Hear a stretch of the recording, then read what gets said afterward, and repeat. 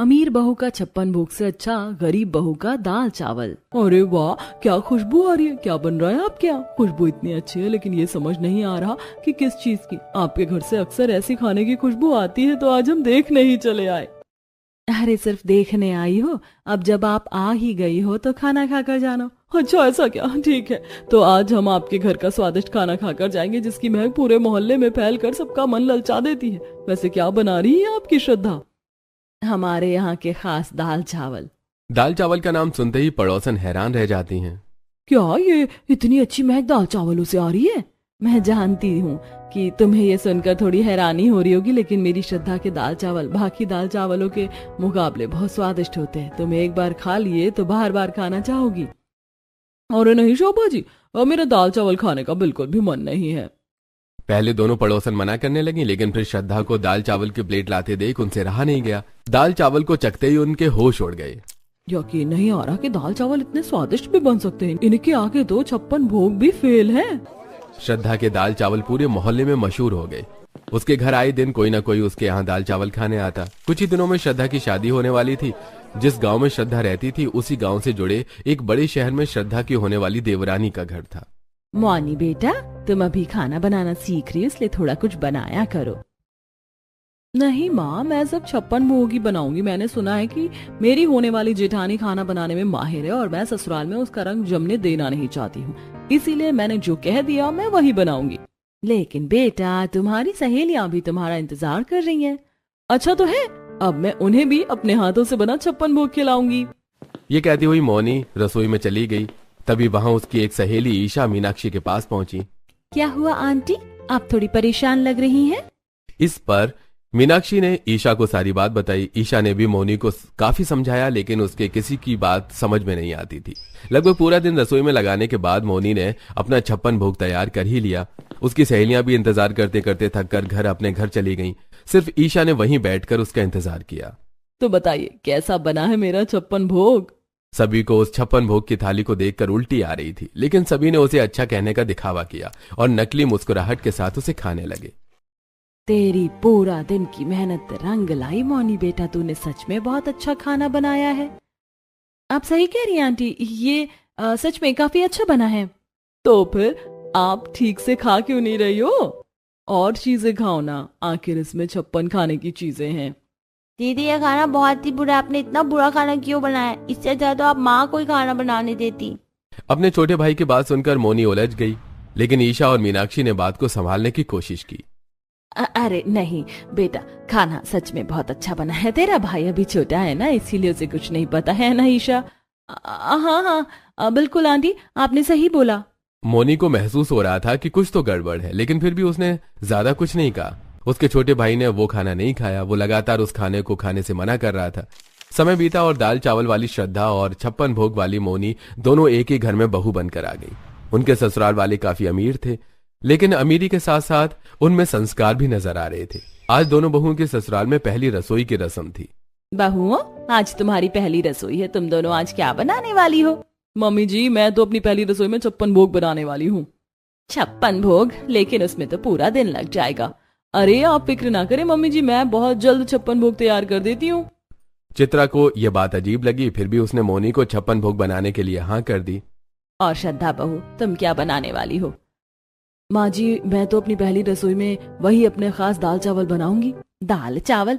एक 56 भोग बनाएगी तो दूसरी सिर्फ दाल चावल? मम्मी जी, जेठानी जी को दाल चावल ही बनाने दीजिए, आखिर वो गाँव की है, उनसे और बनाना ही क्या आता होगा। नहीं माँ जी, मैं सब बना लेती हूँ। अगर आप कहें तो मैं दाल चावल के साथ कुछ और भी बना लूंगी। नहीं बहू, तू दाल चावल मत बना, घर में कोई भी दाल चावल नहीं खाता। इससे अच्छा तू कचौड़ी, सब्जी, दाल रायता और कुछ मीठा बना ले। ठीक है माँ जी, आप जो कहेंगी मैं वही बनाऊंगी। बेचारी के दाल चावल तो बनने से पहले ही फ्लॉप हो गए, और अब मैं सब पर अपने 56 भोग का रंग चढ़ाऊंगी। इसके बाद दोनों बहुओं ने मिलकर अपनी पहली रसोई की शुरुआत की। मौनी जी, क्या आप सच में 56 भोग ही बनाएंगी? हाँ बनाऊंगी, तुम्हें इससे क्या? तुम अपने काम पर ध्यान दो। मौनी को अपने प्रति ऐसा बर्ताव देख श्रद्धा हैरान रह गई। श्रद्धा ने सोच लिया कि उसकी देवरानी से बोलना बेकार है। उसके बाद दोनों चुपचाप अपना अपना खाना बनाने लगी। अगर मौनी जी तैयार हो जाती हैं तो हम दोनों मिलकर एक साथ खाना बना लेते, लेकिन पता नहीं क्यों इनको पहली रसोई में 56 भोग बनाना है। श्रद्धा बड़ी फुर्ती से खाना बना रही थी। वहीं मोनी ने अभी 56 भोग में से एक भी चीज बनाकर तैयार नहीं की। अरे नहीं, ये तो बिजली की फुर्ती से खाना बना रही है और यहाँ मुझसे अभी एक चीज नहीं बनी है। अरे हाँ, ऐसा करती हूँ, मैं सादी चीजें घर में बनाकर बाकी सब ऑर्डर करके मंगा लेती हूँ। 1 घंटे से भी कम समय में श्रद्धा ने सारा खाना बनाकर रख दिया। वहीं मोनी ने अभी सिर्फ सादे चावल, रोटी और पूड़ियां ही बनाई थी। अरे इन्होंने तो सिर्फ चावल, रोटी और पूड़ियां ही बनाई हैं। ऐसे में तो ये आज 56 भोग बनाना इनके लिए नामुमकिन है। श्रद्धा ने अपना खाना टेबल पर लाकर रख दिया। वहीं मोनी का ऑर्डर किया खाना समय से पहुंच गया। मोनी ने चुपचाप डिलीवरी बॉय से खाना लिया और घर में आकर उसे 56 भोग वाली 2 थालियों में सजा दिया। कुछ ही देर में सभी ससुराल वाले टेबल पर खाना खाने आ गए। श्रद्धा बहू, मानी बहू का 56 भोग ठीक से बन रहा है या नहीं? माँ जी, अभी उन्होंने सिर्फ चावल, रोटी और पूरी बनाई है। हे भगवान, मैंने तो पहले ही कहा था 56 भोग बनाना बिल्कुल भी आसान नहीं है। आखिर कौन सी बहू पहली रसोई पर 56 भोग बनाती है? और अगर बनाना ही था तो सुबह जल्दी उठकर ही कामों में लगना पड़ता। अब क्या हमें पूरा दिन इंतजार करवाएगी? सोहन ने इतना कहा ही था कि तभी अपने दोनों हाथों में 2 बड़ी बड़ी 56 भोग की थालियां लेकर वो आई।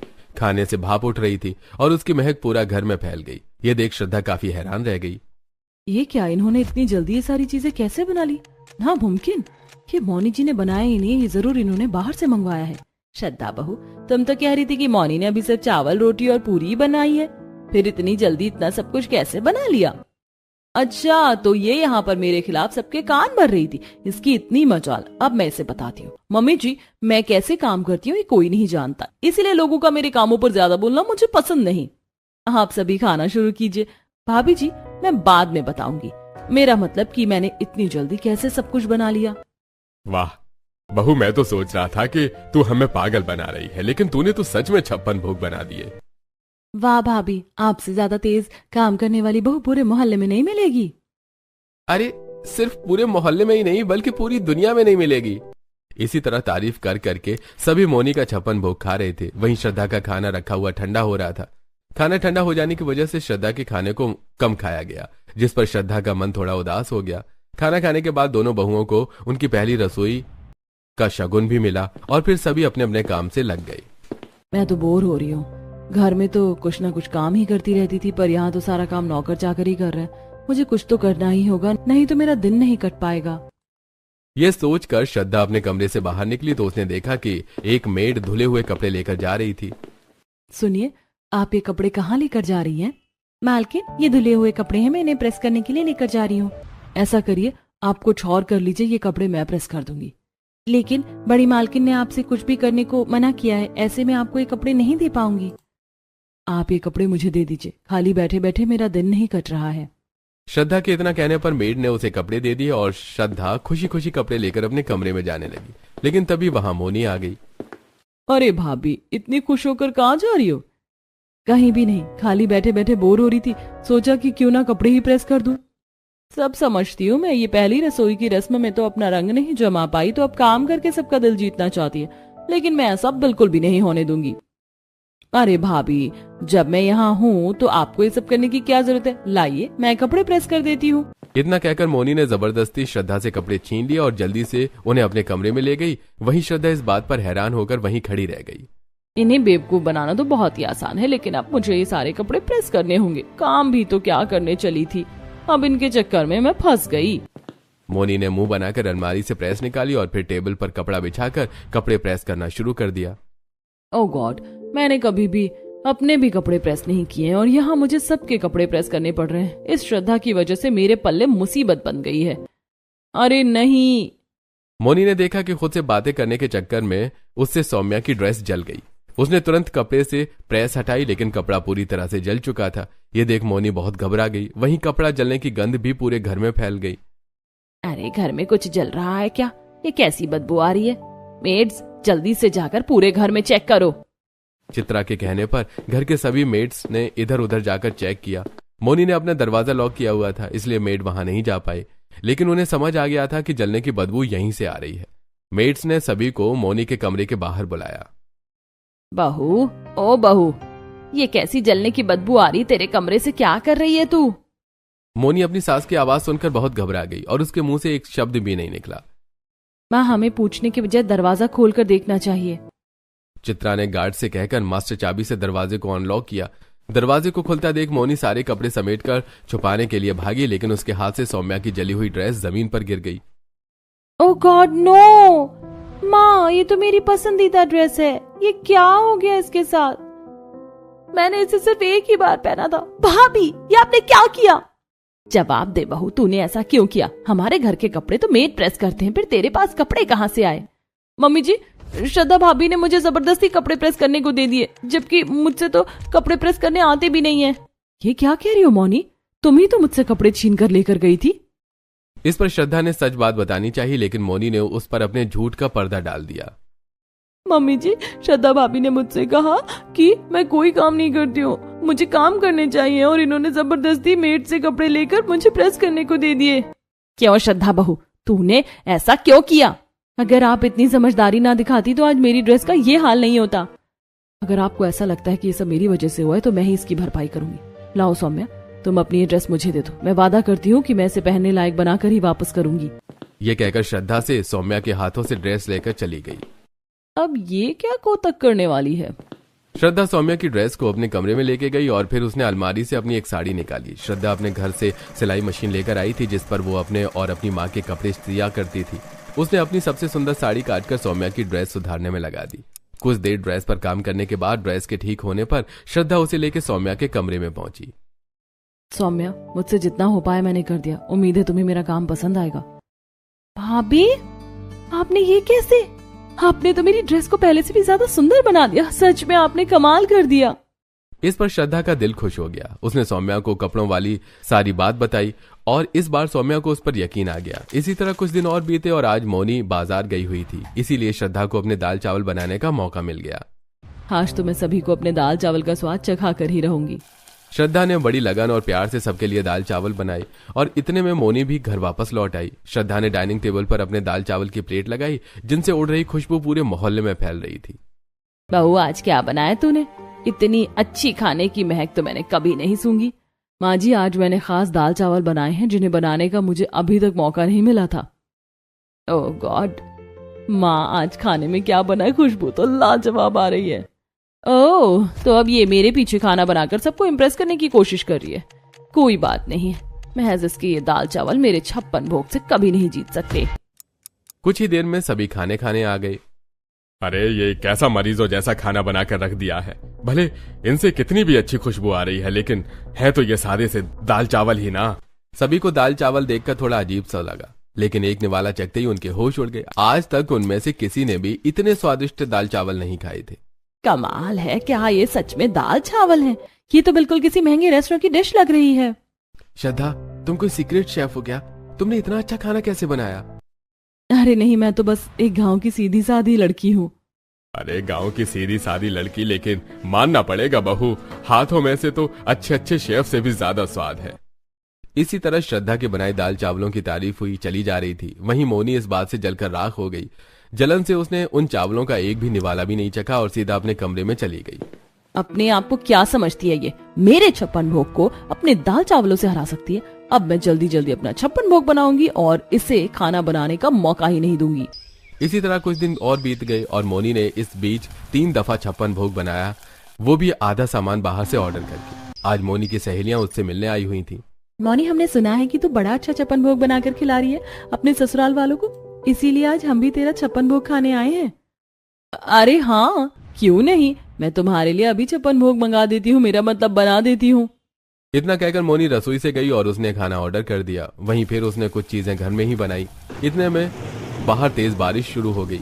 मोनी ने चावल, रोटी, पूड़ी और दाल बनाकर रख दी, लेकिन उसका ऑर्डर किया खाना अभी तक नहीं पहुंचा, जिस पर वो घबरा गई।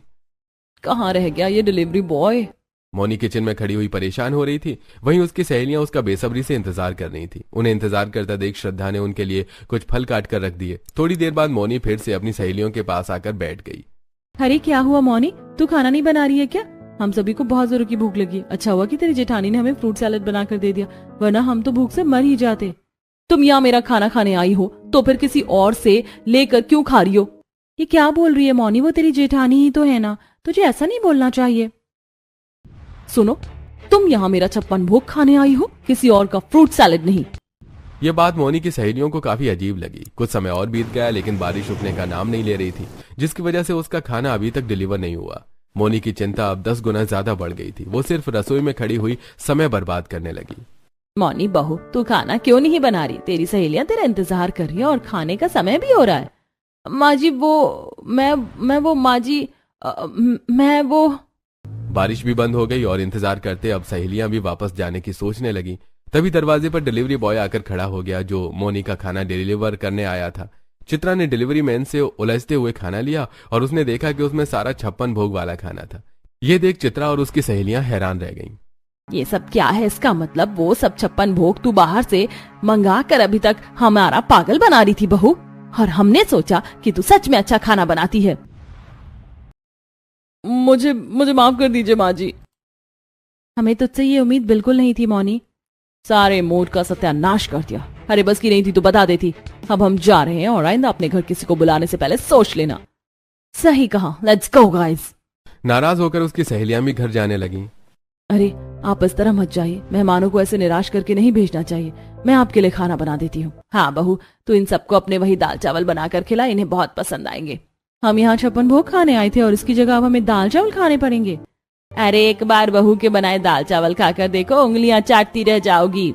मोनी की सहेलियां ज्यादा जिद न करते हुए रुक गईं। फिर श्रद्धा ने उनके लिए अपने दाल चावल बनाए और फिर उन्हें परोसे। सभी सहेलियों ने बड़े चाव से दाल चावल खाए और श्रद्धा की खूब तारीफ की। वहीं मोनी मुंह लटकाई खड़ी थी। मोनी चलो तुम भी खाना खाओ। लेकिन भाभी मैं कैसे? मैंने तो आपके साथ बिल्कुल भी अच्छा बर्ताव नहीं किया, फिर आप मुझे अपना बनाए खाना क्यों खिला रही हैं? क्योंकि मैं तुम्हारी तरह बच्ची नहीं हूँ। चलो अब अपना बचपना बंद करो और जल्दी से खाना खाओ। ये सब हम तुम्हारी सहेलियों के जाने के बाद भी कर सकते हैं, समझी? जी भाभी, आइए हम सब साथ ही खाते हैं। वाह लाजवाब, क्या स्वाद है भाई, मान गए मोनी, ये है असली 56 भोग। ये सुनकर सभी हंसने लगे और सभी सहेलियां खाना खाकर चली गईं। अपनी जेठानी का सरल स्वभाव देखकर मोनी की आंखें भर आईं और उसने श्रद्धा से माफी मांगी, जिस पर श्रद्धा ने उसे माफ कर दिया। अब मोनी श्रद्धा से पूछ पूछ कर सारे काम किया करती और श्रद्धा अपनी छोटी बहन की तरह उसका ख्याल रखती।